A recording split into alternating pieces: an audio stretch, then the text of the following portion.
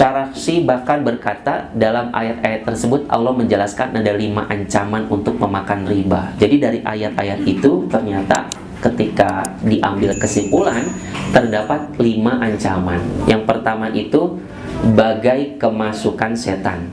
Sebagaimana firman Allah, orang-orang yang makan atau mengambil riba tidak dapat berdiri melainkan seperti berdirinya orang yang kemasukan setan lantaran tekanan penyakit jiwa. Ini ancaman yang pertama.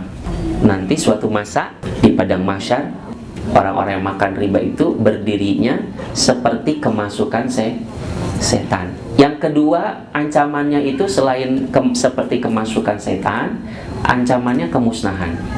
Kemusnahan.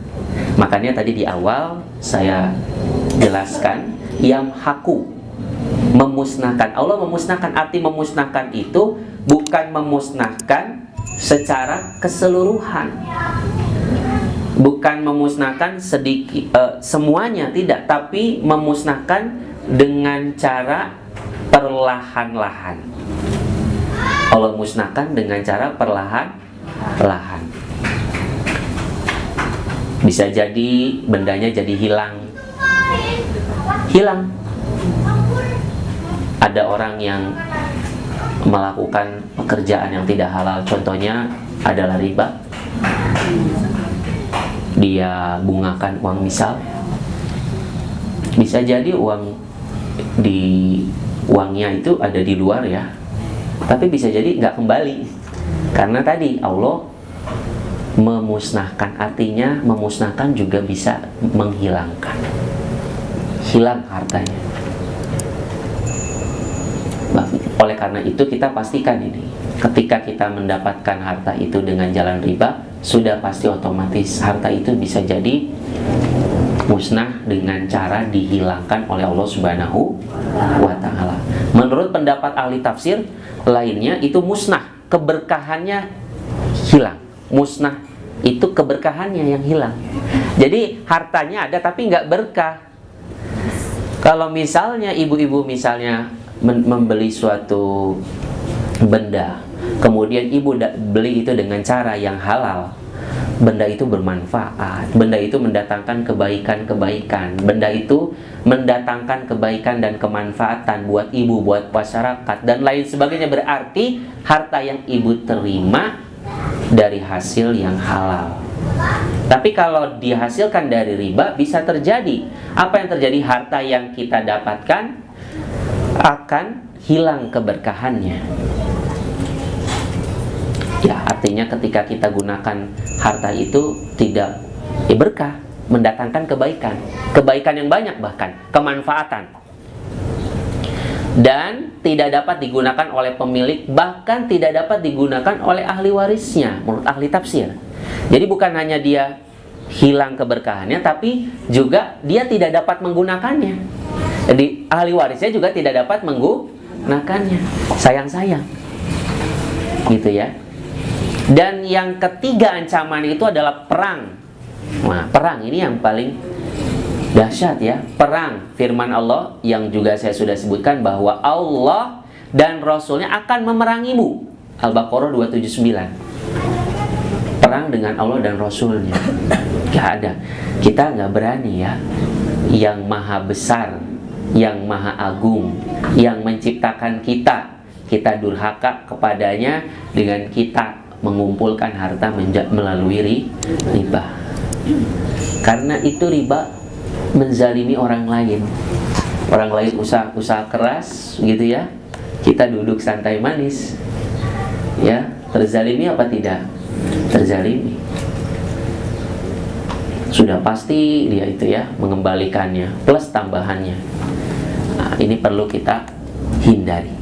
Yang keempat, ancamannya adalah kafir. Firman Allah, dan tinggalkanlah sisa riba yang belum dipungut jika kamu orang-orang yang beriman. Berarti ketika kita tidak meninggalkan, tidak beriman. Seperti itu pemahamannya. Lanjut terus. Ini sudah di mana-mana, Bu. Riba itu sudah di mana-mana.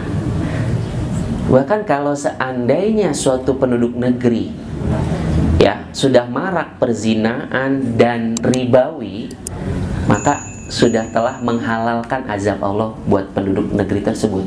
Hadis yang saya sudah sampaikan, perzinaan di mana-mana, ada online, ya kan? Iya. Offline ada, online ada. Hati-hati. Riba juga sama, ada offline, ada on. Masya Allah, menjerat masyarakat. Ya. Dan di akhir ayat riba Allah berfirman, dan Allah tidak menyukai setiap orang yang tetap dalam kekafiran dan selalu berbuat dosa. Tafsirnya, orang akan menjadi kafir bila menghalalkan riba dan berdosa jika memakannya. Oh, halal, kafir.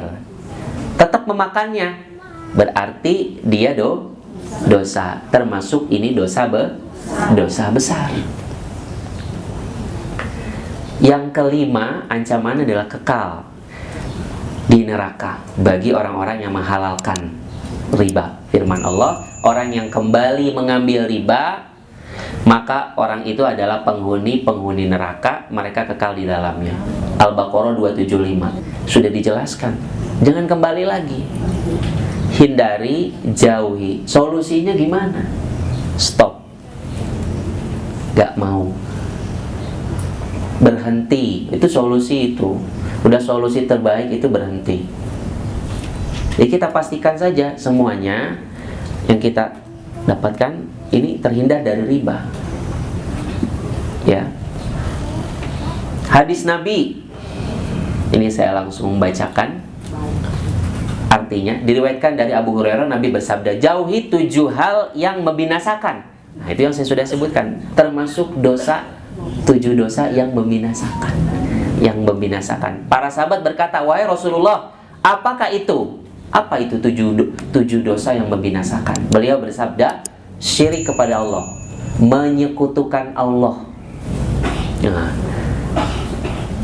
membuat kekuatan selain Allah. Yang kedua, sihir. Nah, ini membinasakan. Hati-hati, sihir. Yang ketiga, membunuh jiwa yang diharamkan Allah tanpa hak, membunuh. Hindarkan.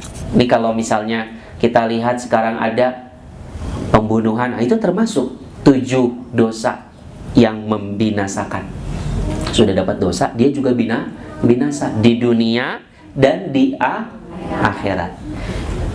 Memakan harta riba, jadi dia termasuk nih dalam 7 dosa yang membinasakan. Memakan harta anak yatim, ini juga sama.